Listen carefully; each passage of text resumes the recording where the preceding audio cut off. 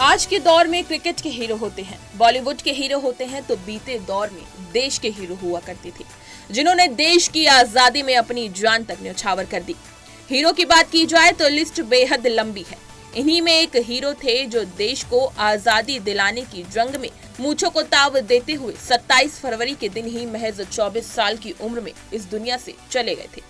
आजादी की लौ में अपने प्राणों तक न्यौछावर करने वाले इस क्रांतिकारी का, देश के इस हीरो का नाम था चंद्रशेखर आजाद।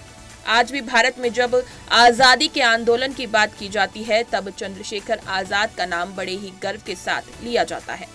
23 जुलाई 1906 को जन्मे चंद्रशेखर आजाद ने 27 फरवरी 1931 को अपनी ही पिस्टल से खुद को गोली मार ली थी, क्योंकि वो अंग्रेजों के हाथों में जिंदा नहीं आना चाहते थे।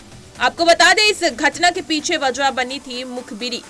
आखिर किसने की थी चंद्रशेखर आजाद की मुखबिरी और उसके बाद उस शख्स का क्या हुआ था। 27 फरवरी को चंद्रशेखर आजाद की पुण्यतिथि होती है। 24 साल की उम्र में ही इस क्रांतिकारी ने देश की आजादी में अपनी जान गंवा दी थी। चंद्रशेखर आजाद को इलाहाबाद के अल्फ्रेड पार्क में अंग्रेजों ने घेर लिया था। अल्फ्रेड पार्क में चंद्रशेखर आजाद अपने क्रांतिकारी साथी सुखदेव राज से मुलाकात करने आए थे। उनके वहां होने की मुखबिरी कर दी गई। क्रांतिकारियों की party Hindustan socialist Republican army, जिसकी स्थापना चंद्रशेखर आजाद, सचिंद्रनाथ सान्याल और राम प्रसाद बिस्मिल जैसे क्रांतिकारियों ने की थी। इसी हिंदुस्तान सोशलिस्ट रिपब्लिकन आर्मी के सदस्य वीरभद्र तिवारी ने अंग्रेजों को चंद्रशेखर आजाद के अल्फ्रेड पार्क में होने की सूचना दी थी। सीआईडी प्रमुख JRH नॉट बोवर ने इलाहाबाद पुलिस के साथ मिलकर चंद्रशेखर आजाद को अल्फ्रेड पार्क में घेर लिया। चंद्रशेखर आजाद ने सुखदेव राज को आजादी की लड़ाई जारी रखने के लिए बाहर जाने के लिए कहा। सुखदेव को बाहर भेजने के लिए उन्होंने कवर फायर दिया और अंग्रेजों से जवाबी फायर में उन्होंने 3 अंग्रेजी सैनिकों को मार गिराया।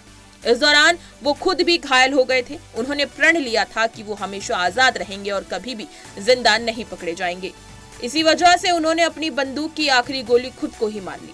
देश को आजाद होने में समय लगा। इसके पीछे सबसे बड़ा कारण यही था कि देश के कई लोगों के अंदर देश भावना ही नहीं थी। उनके अंदर लालच था, वो भी इस कदर था कि उन्होंने हर एक मौके पर देश को बेचने में कोई कसर नहीं छोड़ी। ऐसा ही वीरभद्र तिवारी ने किया, जिसने चंद्रशेखर आजाद की मुखबिरी की और देश ने एक क्रांतिकारी खो दिया। जब हिंदुस्तान सोशलिस्ट रिपब्लिकन आर्मी के एक और क्रांतिकारी सदस्य रमेश चंद्र गुप्ता को इस मुखबिरी का पता चला, तो वो उत्तर प्रदेश के उरई गए, जहां वीरभद्र तिवारी मौजूद था। उन्होंने वीरभद्र तिवारी पर गोली भी चलाई, हालांकि उसमें वो बच गया, लेकिन उसकी हत्या के प्रयास के लिए रमेश चंद्र गुप्ता गिरफ्तार हो गए और उन्हें 10 साल की जेल भी हो गई। इसके बाद वीरभद्र तिवारी का क्या हुआ, इस बारे में कोई जानकारी सामने नहीं आई। इसी तरह की तमाम खबरें और लेटेस्ट अपडेट्स के लिए बने रहिए हमारे साथ और देखते रहिए punjabkesari.com।